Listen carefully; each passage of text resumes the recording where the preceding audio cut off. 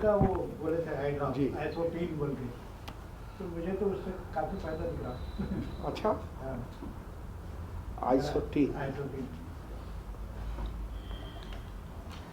क्या किया जाए, आज क्या बोला जाए। ये दिनों में सफ़र बहुत रह रहा है मेरा, बहुत सफ़र रह रहा है। ये हफ्ते तो खैर नहीं गया मैं। पेशावर का जो मामला हुआ, इसमें ना तो मैं तालिबान को कसूरवार ठहराता हूँ और ना उन मिलिटेंट्स को कसूरवार ठहराता हूँ। कसूरवार है मुसलमान कौम, उल्मा नहीं, पब्लिक।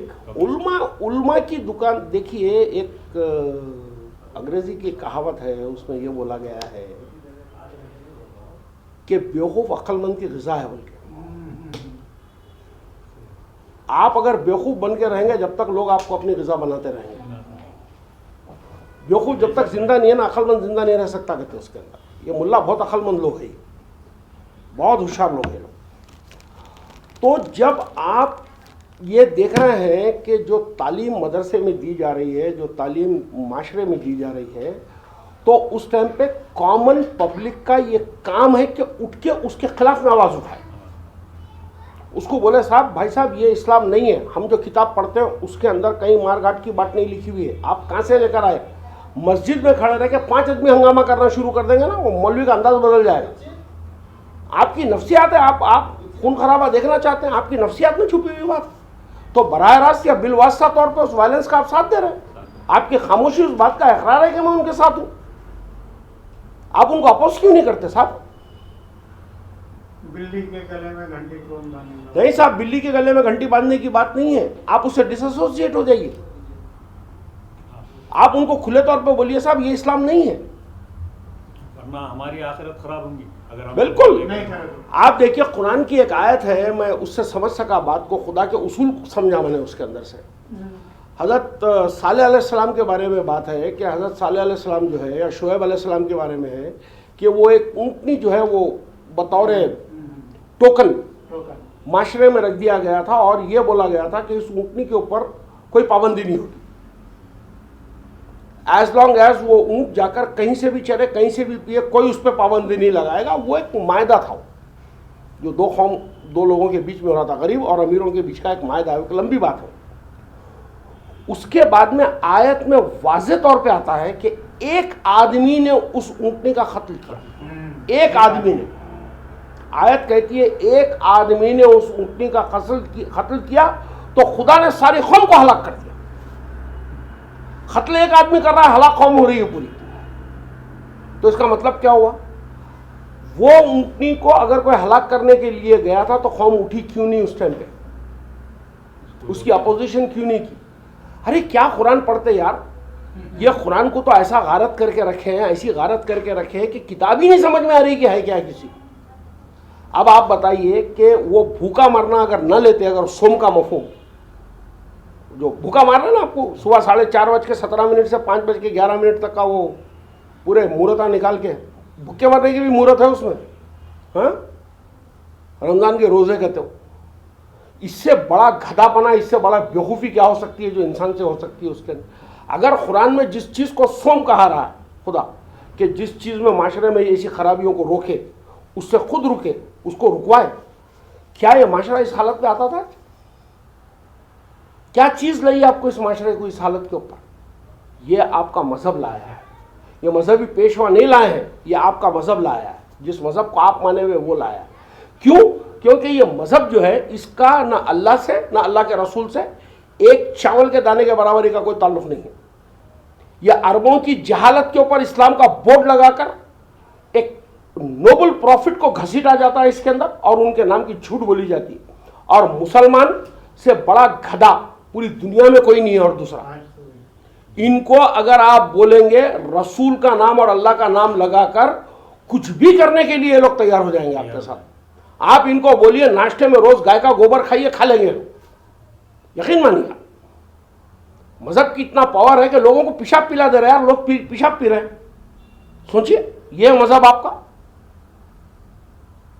एक आदमी बुढ़ापे की, बच्चों की जिम्मेदारियों को छोड़कर अल्लाह और अल्लाह के रसूल के नाम पर वो डेजर्ट्स के अंदर जाता है सऊदी अरेबिया में, पत्थरों को चूमता है, पत्थरों को पत्थरें मारकर अपने पैसे बर्बाद कर कर वापस आता है। इससे बड़ी गैरतगिरी और मजहब के अंदर क्या पावर और क्या देखना चाहते हो मजहब का? और क्या पावर देखना चाहते हो भाई?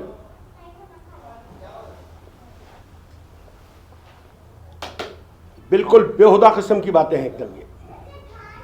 ये बर्बादी अभी कुछ नहीं हुई शरफू भाई, ये बर्बादी का तो आगाज है ही। और मुसलमान इसको जब तक का, मैं अभी भी कह रहा हूं, सारी दुनिया से नहीं कहूंगा लेकिन एटलीस्ट मुस्लिम से कहूंगा मैं, मुसलमान जब तक का अपने आप को खालिस और प्योर, क्योंकि मुसलमान होने के एतबार से कह रहा हूं मैं, कुरान से अपना जोड़ बनाकर बात को नहीं समझेगा, इस्लाम का रेफरेंस पॉइंट कुरान के अलावा किसी और चीज को बनाएगा, इंक्लूडिंग हदीस, इंक्लूडिंग असलाफ, इंक्लूडिंग तुम्हारे उलमाओं के कौल, तुम्हारे उलमाओं की बैटरी, असहाब रसूल, पूरे फ्रॉड्स एंड पूरे झूठे हैं। पूरी कहानियां इनकी फ्रॉड्स और झूठी कहानियां हैं। पूरी झूठी फ्रॉड कहानियां खरीदे हुए आप लोग। अगर वो चीज अहमियत की होती तो उसके नतीजे निकलते कुछ काम के। आज शरीयत के नाम पर पूरी पेगनिक जहालत को घुसा दिया गया। पेगनों की जहालत है साहब, कबीलों के कानून है वो, कबीलों के वैशी कबीलों के कानून है वो। चोरी करा तो हाथ काट दो, मारा तो गर्दन उड़ा दो, पत्थरे मार के खत्म कर दो, वैशी कबीलों के कानून है ये। उसको इस्लाम बोल रहा है? हैरत की बात है। अच्छा चलिए, मेरे जैसा एक अनपढ़ इंसान, एक जाहिल इंसान जो नहीं समझ सकता है बातों को, उसके समझ में ना आए, जो अपनी जिंदगियां झोंक दी हैं इसके अंदर, और हम बोलते हैं कि दीन की खिदमत कर रहे हैं, रातों दिन पढ़ रहे हैं। आप यकीन मानिए शैतान इतना पावरफुल है शरीफ साहब, मैं देख सका एक आदमी अपनी पूरी जिंदगी डेडिकेटेड लाइफ इस्लाम की तरफ डाला हुआ है, उससे वो क्या पढ़वा रहा है? इस्लाम के नाम पे क्या पढ़वा रहा है साहब? मैं टॉप आलिम की बात कर रहा हूं। कुरान के अलावा सब कुछ पढ़वा रहा है उससे, कुरान के नजदीक नहीं आने देता उसको।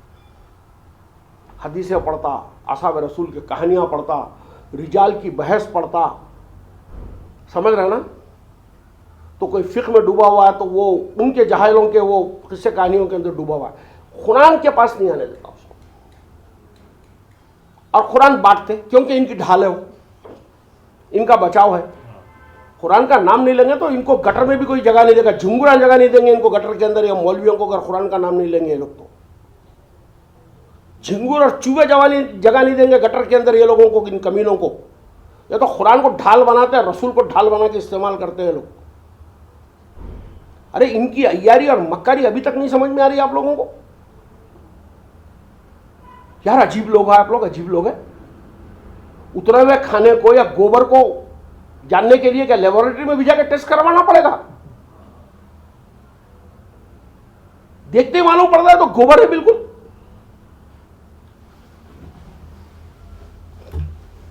हाथ ऐसे नहीं हुए तो ऐसा हो जाएगा कहते, पैर ऐसे नहीं रहे तो ऐसा रह जाएगा, पहले नाक जाना कहते बाद में पेशानी जाना कहते, वो नहीं गया तो वैसा हो जाएगा, वो करते वक्त जोर से बोल दिए तो ये हो गया, नमाज में हाथ उठा दिए तो टूट गई, रह गया तो हो गया।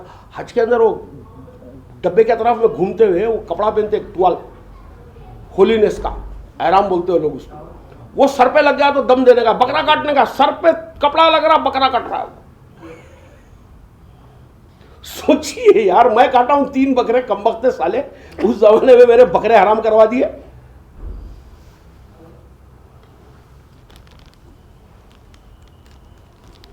अस्सलाम वालेकुम। और अब तो ये भी अस्सलाम वालेकुम, आइए आइए नूरानी भाई, आइए आइए आइए आइए। और अब तो ये भी चल रहा है कि अब जैसा मुसलमानों का कैलेंडर अलग है, मुसलमानों के महीने अलग है, मुसलमानों का टाइम भी अलग हो जाने वाला है। वो मक्का की घड़ी से मिलाने वाले टाइम। तो मैं हिंदू हूँ, मेरे से पूछेंगे टाइम क्या हो रहा, तो मैं बोलूँगा 5 बज रहे। अब्दुल रहमान कौन है? मुसलमान का टाइम 1:05 हुई। मेरे पास 5 बजते रहेंगी उसके अंदर।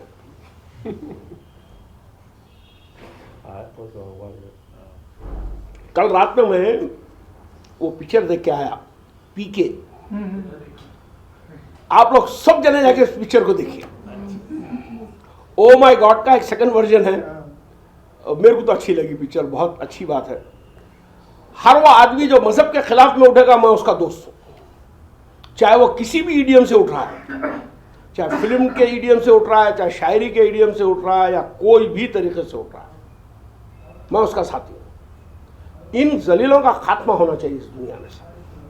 इन दुकानदारों का, खुदा को और रसूल को जिन्होंने दुकान बनाया है, इनको अगर आप बर्दाश्त करते हैं तो आप इनको बिठा के खिला रहे हैं, इनकी तोने मोटी कर रहे हैं। आप सोचो यार, एक जाहिल आदमी, एक जाहिल बच्चा, अम्मा बाबा जाहिल, उसके लाके उसको मदरसे में शरीक कराते गांव से, हाँ, कुछ भी नहीं रहता उसके पास नूरानी भाई, आके वो जो भी क्या पढ़ लेता, वो हिफ्स क्या कर लेता नहीं मालूम है, उसके बाद 1000-2000 की नौकरी के ऊपर कहीं मस्जिद में या कहीं तो भी शुरू करता। 10 साल से 15 साल के लेवल के अंदर जब उन्हें आता उस प्रोफेशन में, उन्हें एक मदरसे का बाकायदा जमीनों का, जायदादों का मालिक हो जाता। अरे हम बिजनेस करते थे, कस्टमर आया तो उसको झुक के सलाम नहीं करके, जब तक आप पूरा उसके साथ में कायदा नहीं करे तो 2 पैसे का नफा नहीं होता था हमारे को। साला ये तो अजीबो गरीब धंधा है, इसमें आप जाहिल रहो, कोई प्रॉब्लम नहीं है। हाँ, लोगों से पैसे मत मांगो, लोग पैसे जो आपके पैरा पड़ के देते आपको इसके अंदर आके। अजीब लोग हैं, अजीब लोग हैं। The biggest business in the world is God. The biggest business in the world is God.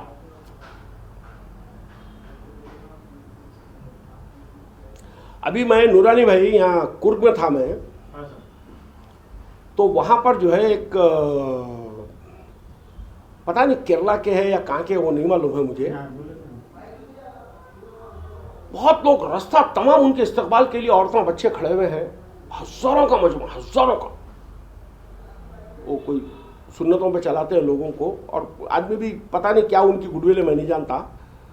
वो अच्छे कुछ मदरसे चलाते हैं, कुछ ऑर्फनेजेस चलाते हैं, कुछ विडो हाउसेस चलाते हैं, सब ठीक है। वो क्या किए मालूम है, पानी की बॉटल्स लोगों को बेचे हैं 20-20 हज़ार, 25-25 हज़ार रुपये में। पानी, तबर्रुक का पानी। उसमें क्या स्टाइल है, रसूलुल्लाह की दाढ़ी मुबारक का बाल जो है उसके अंदर डुबा के रखा हुआ है, वो पानी बेच रहा है उसको 25 हज़ार में शीशी। कुरान शरीफ के बाजू रख के वहाँ बैठ के नमाज पढ़ने के टाइम पे बाजू रख के दुआ करे तो बोलती खुबल हो जाती ऊपर सीधा जाके। और दूसरा पानी 35 हज़ार या 50 हज़ार का है, वही बॉटल, ये सफ़ेद बॉटल है, कोई ग्रीन कलर की बॉटल है, उसकी कीमत 50 हज़ार है। वो जिसमें बाल डुबाया हुआ पानी है उसके ऊपर ये हज़रत क़िबला जो है पढ़ के उसके ऊपर दुआ किए हुए, दुआ के 25 हज़ार, जो बाल डुबा है उसके जो है 25 हज़ार, और करोड़ों रुपए जमा कर लिया सब। अल्लाह का बंदा है। सोचिए यार क्या कर रहे हैं आप लोग। Disown religion, I am telling you, disown religion in whatever the form you have accepted, they are all frauds. मैं आपको पूरी जिम्मेदारी से कहता हूं कि अल्लाह की इस किताब के अंदर, जिसको हम कुरान कहते हैं, इसमें मजहब नाम की एक चीज नहीं है। ऑलमाइटी पावरफुल गॉड का इंट्रोडक्शन है इसके अंदर, उससे एक प्रॉपर कांटेक्ट की तालीम है इस किताब के अंदर। रात और दिन उसके साथ रहते हैं आप, एक लाइफ कांटेक्ट होता है जिसके अंदर रहते हैं आप उसके साथ। खुदा की किताब में मुसलमान पार्ट टाइम नहीं है, फुल टाइम है। 4 टाइम का, 3 टाइम का, 5 टाइम का मुसलमान नहीं है, फुल टाइम मुसलमान है खुदा की किताब में।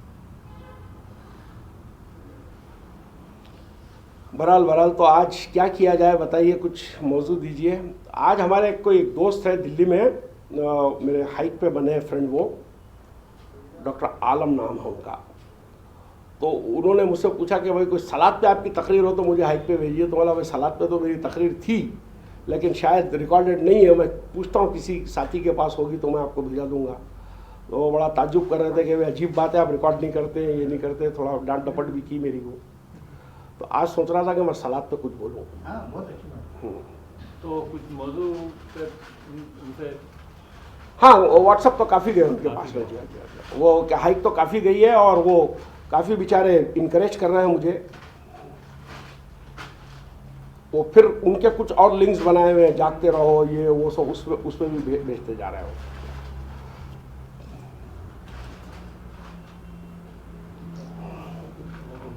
तो मैं समझता हूँ कि कुछ देर इंतज़ार कर ले, कुछ शायद आदिल भाई भी आना चाहिए अभी।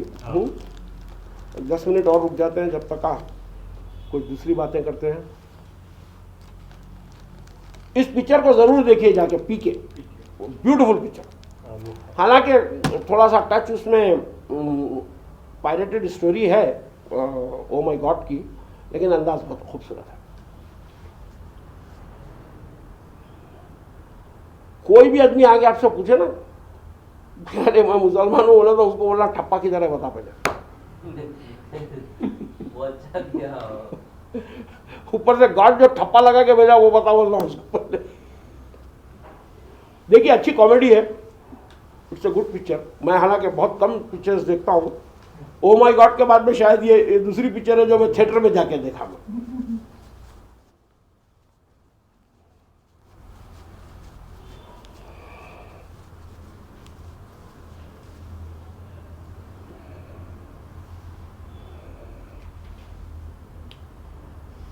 तो और नूरानी भाई क्या चल रहा है हाउस में? नहीं है आज तो गाड़ी में निकल गया। आ जाना चाहिए, आना चाहिए। अरे गाड़ी तो नहीं है, गाड़ी नहीं मतलब निकल गई थी।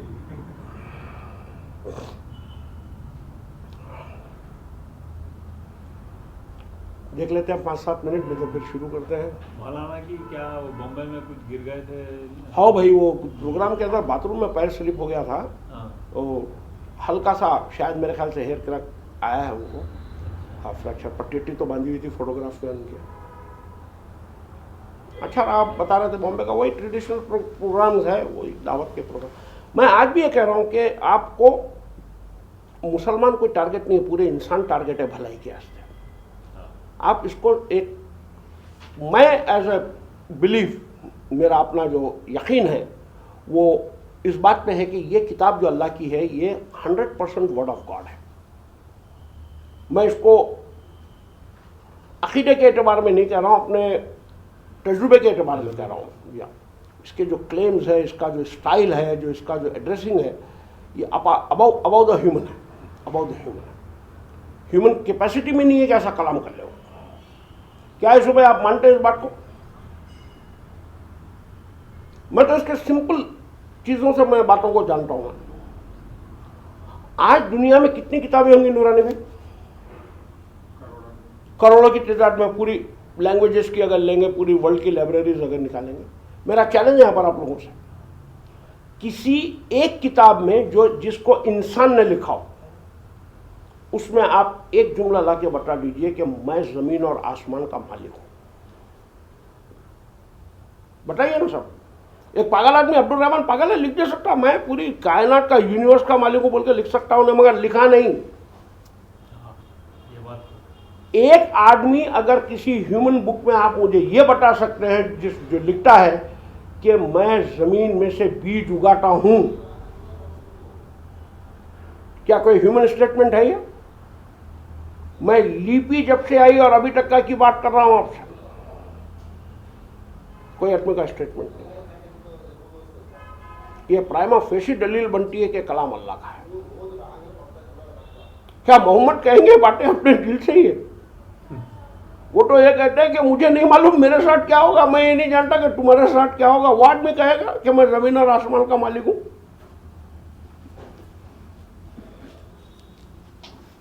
जुनूनी से जुनूनी लोगों ने भी अगर कुछ फिक्शंस लिखी होगी या कुछ भी किया होगा, लेकिन ये क्लेम्स नहीं कर सके। मैं तुमको पैदा करता हूं, मैं तुमको मारता हूं। ये जुमले बता रहे कि ये खुदा के जुमले हैं।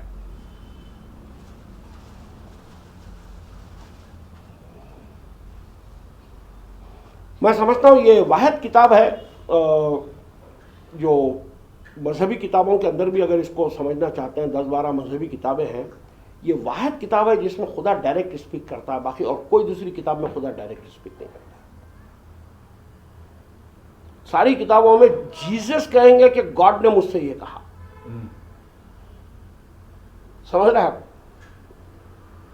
God wants this from you. लेकिन ये किताब के अंदर खुदा मुतकल्लिम है, मुतकल्लिम डायरेक्ट कलाम कर रहा है रीडर के साथ। खैर बोलिए, क्या खूबसूरत अंदाज है ये। आए वो आदम की औलाद, क्या एड्रेसिंग है, सोचिए आप। जमलिंग क्यों होगा आप पे? जमलिंग जमलिंग है ही नहीं, है अभी भाई जमलिंग है ही नहीं। आप जब तक का जमलिंग, कोई चीज को आप ऐसा करते हैं, वो सूर्य में वो पॉइंट लियो, ये पॉइंट दोनों मैच करो, वो समथिंग वो सा गेम है, देखिए वो ये मैं क्या खा रहा हूं, पान है, सुनाई नहीं दिया? पान है, पान पान, पान है ना, एक झाड़ पे उगता सुपारी, पान चुना कत्ता 100 की जगह थी। यार कॉम्प्लिकेटेड है, कॉम्प्लिकेटेड नहीं है, फिर वही मतलब नहीं है कॉम्प्लिकेटेड, कुछ भी कॉम्प्लिकेटेड नहीं है। चावल में दाल मिला के खाते, खाली चावल फकते। दोनों मिला के हाँ, खुदा की नसीहत कभी भी ऐसी होगी। ये कोई साइंस की किताब नहीं है, जो फलसफे की किताब नहीं है, जो सब्जेक्ट वाइज डिक्टेशन दे आपको। ये नसीहत की किताब है, और नसीहत का अंदाज हमेशा यही होता है कि फ्रेगमेंट्री, यानी फ्रेगमेंट्री तो नहीं कहूँगा मैं, लेकिन बातों को कई जगह से लाना पड़ता है उसके अंदर। आप कभी फॉरेन गए ना भाई अब्दुल रहमान? तुम फॉरेन में क्या, इधर मिडिल ईस्ट क्या, वही मिडिल ईस्ट ही फॉरेन है यार। इंडिया छोड़ के बाहर तुम चले गए तो फॉरेन हो जाता है यार, इसकी माँ की परेशानी तुम लोगों से। कंट्रीज बोलते हैं। अरे नहीं, इंडिया छोड़ दिए तो फॉरेन हो गया। फिर ठीक है, गए ना, आओ क्या करें, जाते जाते जा रहा हूँ बाय खुदा हाफिज बोल के चले गए। करेंसी क्या मतलब? आप जाने से पहले सूटकेस लिए होंगे, नहीं था तो एक बड़ा लाए होंगे, उसमें कपड़े जमाए होंगे, उसमें पासपोर्ट रखे होंगे, उसके अंदर सूटर रखे होंगे, उसमें दवाएं रखी होंगी। ये जब सब तुम कर रहे थे तो तुम्हारी अम्मा तुम्हारे से बात करी नहीं करी? करी ना? क्या बोली? वही बोलो तुम, वही कुरान बोलेंगे अभी तुम, वही बोलो। क्या बोले वालदा तुम्हारे? वही क्या बोले? बोलते जाओ। देख के रहो, अच्छा रहो, ज्यादा इधर उधर टाइम पे खाना खा लो, सब पूरा सामान रख लो। वो ना करते रहो। पासपोर्ट रखे क्या? हाँ, पासपोर्ट रखे, हाँ देखो सर्दी पड़ती है उधर सूटर रखे क्या? कितनी बातें एक बात के अंदर, 3 मिनट के जुमले के अंदर कितने सब्जेक्ट्स कनेक्ट करी हूं। सूटर से क्या खाने का ताल्लुक है? पासपोर्ट से तुम्हारे अम्मा का क्या लेना देना है? लेकिन अभी भाई इसमें फर्क है, कनेक्टिविटी है उससे। नहीं है। नसीहत कभी भी जब की जाती है तो नसीहत दोहराई जाती है, इसलिए कुरान के अंदर आप बार बार दोहराना देखते हैं। आप नसीहती कलाम है, ये कोई शायरी नहीं है, ना ही ये कलाम के अंदर कोई साइंस की नॉलेज देना नहीं है आपको। बकरा कैसा होता है, बाल उसके किससे बनते हैं, सींग खूर है या नाखून है, वो डिस्क्राइब नहीं कर रही कुरान की। कुरान नसीहत कर रही, वो नसीहतें कर रही जिससे आपकी पर्सनैलिटी बने। कुरान का मौजू नसीहत है, हिदायत है कुरान का मौजू। कुरान का मौजू तुम्हारे को चीज़ों की नॉलेज देना नहीं है। वो तो बोल दिया कि इल्म खलील है तुम्हारे पास, तुम क्या जानोगे तुम सारी बातों को। अब आपका प्रॉब्लम यह है कि दुनियाई किताब में जैसे चैप्टर वाइज होता है वैसे आप इसको ढूंढना चाह रहे हैं। ये इससे क्या है, वो सही पिक्चर पर्टिकुलर की आपको समझ नहीं आती, कभी कुछ यहाँ पर रहता, कभी वहां पर रहता। आपको दिख रहा अब्दुल रहमान, आपको दिख रहा? अगर कुरान की इस्तिलाहें आप पूरी करेक्ट कर लेंगे, पूरी इस्तिलाहें करेक्ट कर लेंगे, कुरान के वर्ड को कुरान के वर्ड के एतबार में रखेंगे, और उसके बाद अगर आप सारी बातों को अगर समझेंगे तो कंफ्यूजन कहीं पर भी नहीं होगा। एक मौजू पूरी एक रुकू के अंदर एक मौजू।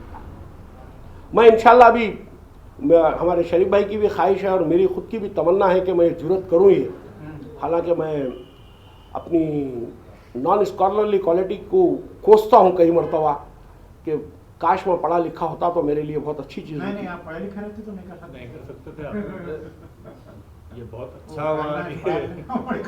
अरे ये अजीब बात है साहब सही आपकी। सही, बिल्कुल सही बात है। तो मैं अभी ये देख रहा हूँ कि मैं अभी कुछ मेरी माइंड प्रिपरेशन तो हुई है, मैं इसके बाद एक बाकायदा दरस कुरान के सिलसिले से एक बात शुरू करूँगा। सूरह बकर से लेके वन्नास तक का सिलसिला वाइज कुरान हम लोग 1 रुकू 2 रुकू 3 रुकू ऐसा सिलसिला बनाकर, देखिए हाफिज़ा बहुत है, वो खैरत कर देंगे मेरे लिए, अरबी पढ़ देंगे, मैं उसका सीधा कॉन्टेक्चुअल ट्रांसलेशन देता जाऊँगा आपको। कॉन्टेक्चुअल ट्रांसलेशन, पूरी बातें इनमें आ जाती साहब। हाँ, विदाउट एनी एक्सप्लेनेशन। उसमें आप मेरे से फिर ये बहस नहीं करना बकर बोले तो गाय छोटी, मैं बकर को मजहब बोलूंगा होगा। है जो भी है उसको आप नोट कर लीजिए, स्पष्ट अंडरलाइन कीजिए पूरी। सूरह बकरा पूरा खत्म होने के बाद में अंडरलाइन वर्ड्स को वापस डिस्कस कर लीजिए बैठ के। ये मोड ऑफ ऑपरेंडिस बना के अगर हम लोग काम करेंगे तो एक मर्तबा पूरे लोग, ये जरूरी है कि कुरान को उसके कलमे में पढ़ा जाए। पहले अल्लाह का जो कलमा है उसके अंदर एक मर्तबा कुरान की रीडिंग होनी चाहिए। अनफॉर्चुनेट पार्ट है सारी मुस्लिम वर्ल्ड का कि एक भी कुरान कलमे के एतबार से ट्रांसलेट नहीं हुई। पूरी कुरान नजरियाती तौर पर ट्रांसलेट हुई, जमात इस्लामी के नजरिए से, दावत के नजरिए से, दावत कुरान, सियासत कुरान, ये अलग अलग बातें हो रही। आप सोचो यार, एक खुदा जो चुमटी के अंडे को क्या चाहिए नूरानी भाई उसको मालूम है और उस टाइम पर उसको वो प्रोवाइड करता है। इतनी बड़ी गैलेक्सीज को कंट्रोल कर रहा है, उसको आप अंडर एस्टिमेट कर रहे हैं कि वो कलाम आपको ना समझा सके। ये मौलवी का बच्चा समझाएगा कलाम आपको? कलमे से मुराद वर्ड है या सेंटेंस है? वर्ड, कलमा वर्ड, सीधी बात। ये तो कंफ्यूजन है आपका। मैं कह रहा हूं कलमा, आप समझ रहे सेंटेंस। नहीं, मैं डिफरेंशिएट। कलमा मीन्स वर्ड, कुरान वर्ड में है। पूरी कुरान का ये चैलेंज है कि हमने आदम को क्या सिखाया, आप क्या सीख सकते हैं? कलमा सीख सकते हैं भाई। अल्लाह बोल रहा कि मैंने आदम को कलमा सिखाया। आप सीख अगर सकते तो कलमा सीख सकते, कौल अखवाल नहीं। शरफू भाई का कौल अलग हो सकता है, नईम साहब का अलग होता है, वहीदुद्दीन साहब का अलग होता है, हबीब मोहम्मद साहब का कौला अखवाला तो वोट मिलेंगे आपको। यहाँ इबादत से मुराद मारिफत है बोलने वाले वोट मिलेंगे आपको। इबादत मारिफत कैसे हो जाती समझ में नहीं आएगा आपको, वो फिरकी में घूमते रहेंगे आप। समझ रहे आप? नहीं, कलमा है, कलमे का सीधा ट्रांसलेशन। एक एक वर्ड, एक चीज भी उसमें से मिस किए बगैर ट्रांसलेट करना आना चाहिए आपको। एक चीज भी मिस किए बगैर। जेर जबर के इसमें मामला उल्टा हो जाए। वहां अगर बा आया है तो बा, फी आया है तो फी, मिन आया है तो मिन। जेर जबर तो बाद में दिए गए। नहीं, जेर जबर वो पढ़े तो जाते थे, लगाए बाद में गए, ऐसा समझ लीजिए आप उसको। आप सादा अगर ऐसा रख के अगर पढ़ेंगे, ये मेरा मानना है कि पहली मरतबा आपको, क्योंकि आपके पास पहले से ख्याल कंडीशनिंग किया हुआ है, तो आपको नहीं समझ में आएगा कि इसमें क्या कहा जा रहा। बिल्कुल नई बात निकल कर बाहर आएगी, वो आपको कंफ्यूज कर देगी, वो आपको कंफ्यूज कर देगी।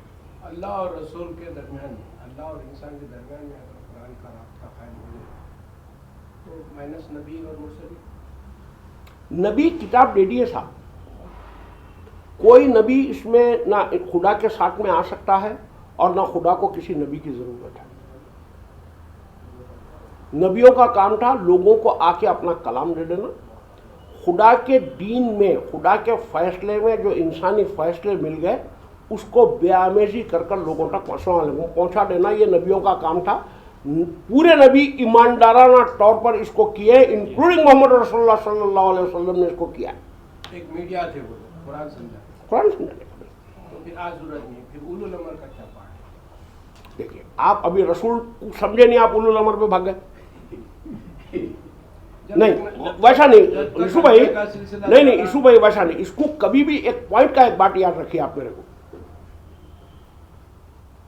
आज जो कुरान को लेके चलने की जो जिम्मेदारी दी गई है, वो जो हम रहेंगे वो कब कुरान समझेंगे, कुरान के मुताबिक। देखिए, आप पहली बात तो ये समझ लीजिए कि जब एक बात, एक क्वेश्चन हम लोग रेस करते हैं ना, तो क्वेश्चन जब तक का पूरी तरीके से एड्रेस ना हो जाए, जब तक का उस क्वेश्चन के फ्रेम में से बाहर नहीं जाना चाहिए। चाहे उसके लिए 1 घंटा लगे, चाहे 1 मिनट लगे, चाहे 10 मिनट लगे। जब वो क्लियरिटी में आ जाता है तो उसके बाद में आप दूसरा क्वेश्चन बनाइए। मैं यूजुअली देखा कि जब कभी मैं डिस्कस करना चाहा यहाँ पर किसी पॉइंट को लेकर, यह डिस्कशन होता क्यों नहीं है? क्योंकि अफकार का एक अंबार है आपके माइंड के अंदर, एक जंगल बना हुआ है। आपका माइंड जंगल है अफकारों का। तो आप क्या करते हैं, अभी यहाँ अल्लाह और अल्लाह के रसूल की बात आ रही, आप उछल के सीधा चले गए उलुल अमर पर। समझ रहे? कंफ्यूजन कॉज हो जाएगा।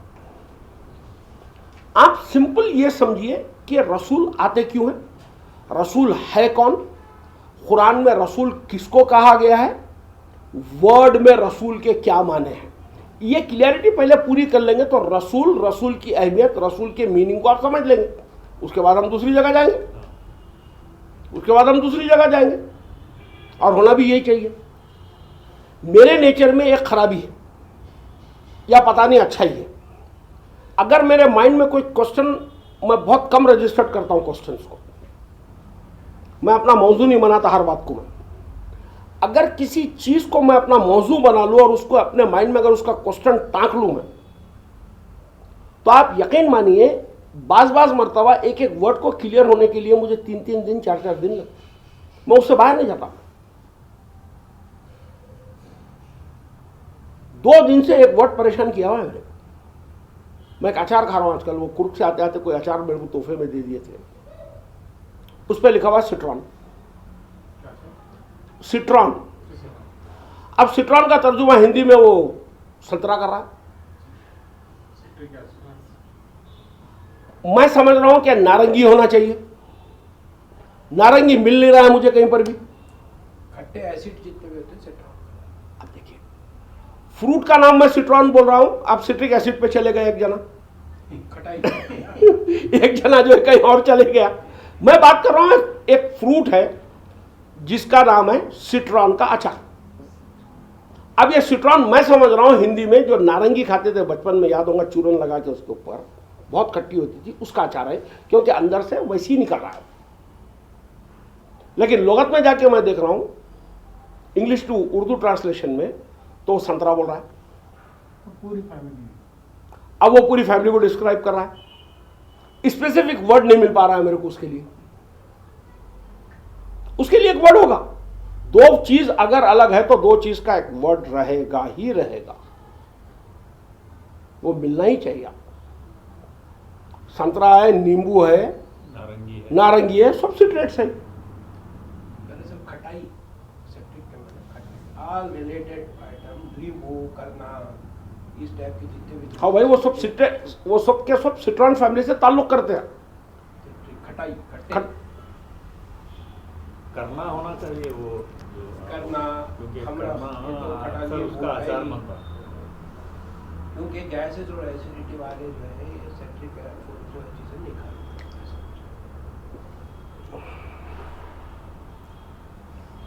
नॉलेज का लेना और एक्यूरेट नॉलेज का लेना बहुत ज़रूरी है। असल में मैं जो देख सका, मेरा भी यही प्रॉब्लम है शायद, मगर आम मुसलमानों के अंदर तो मैं प्रॉब्लम देखा ये, हम लोगों को क्लियरली सोचना नहीं आता है। We are lacking in clear thinking, we don't know how to think clearly, confuse हो जाते हैं। थिंकिंग को बहुत क्रिस्टल रखना चाहिए आपको। नहीं, 2 जावियों से नहीं सोचते, दोनों जावियों से सोचना चाहिए। कोई भी बात एक तरफा सोच से जो है, यह खूबी हमारे गुरु में है, मौलाना में। इतनी क्लियर थिंकिंग है उनकी और इतना क्लियर एक्सप्रेशन है उनका, हैट्स ऑफ। मैं देखता हूं कि क्लियर थिंकिंग हमारे में नहीं होती है, जिसकी वजह से हम सब्जेक्ट को इंटरलिंक कर परेशान हो जाते हैं। मैं तो समझता हूँ कि मौलाना में क्लियर थिंकिंग ही नहीं है। नहीं, क्लियर थिंकिंग मैं जब कह रहा हूं आपसे, तो मैं ये कहना चाह रहा हूं कि वो जो भी वर्ड सुनते हैं ना किसी भी चीज के लिए बोलने के लिए, कोई एक खूबी, बहुत ही अप्रोप्रिएट वर्ड का सिलेक्शन करते हैं, बहुत ही अप्रोप्रिएट, बहुत ही मौजू लफ्ज निकालते हैं उसके लिए और मेहनत करते हैं उसके लिए। रिसाला पढ़े यार, कोई मामूली उर्दू का लफ्ज अवेलेबल रहता है, इंग्लिश का लफ्ज ठोसते हो, चुपका चुप। गानों की सिर्फ सुनो कभी, आप टारगेट बनाए हुए हैं, आप क्रिटिक करेंगे, कोई दूसरा नहीं करना। आपने मौलाना आपका टारगेट है। मेरा ये मानना है, बनाए हुए हैं। इमाम सादी का एक जो शेर है उसका एक टुकड़ा है, उसके ऊपर मैं अमल करता हूँ। खताए बुजुर्ग गिरफ्तन खता, खताए बुजुर्ग गिरफ्तन खता, यानी किसी अपने बुजुर्ग की गलती पकड़ना खुद एक गलती है। सही बात। मैं आप ये समझते हैं कि भाई वो हक आपको है, दूसरों को हाँ, नहीं। आप ड्यूटी करते हैं तो कोई भी बोलते नहीं मौलाना बहुत अच्छी। आप जो कह रहे हैं सच है और सोच के बिल्कुल क्लियर है। और उनकी राइटिंग मैं समझता हूँ हिंदुस्तान की किसी उर्दू राइटर के बराबर नहीं बहुत अच्छा है। अनपैरेलल। अब उनके मैसेज से हमको इत्तेफाक नहीं। आइडियोलॉजिकल हाँ, बात में तो मेरी अपनी ज़िंदगी में क्लियर थिंकिंग का जो मैंने रिसाला आज से 20 साल पहले पढ़ा, मुझे बहुत ताज्जुब हुआ उनकी लैंग्वेज में।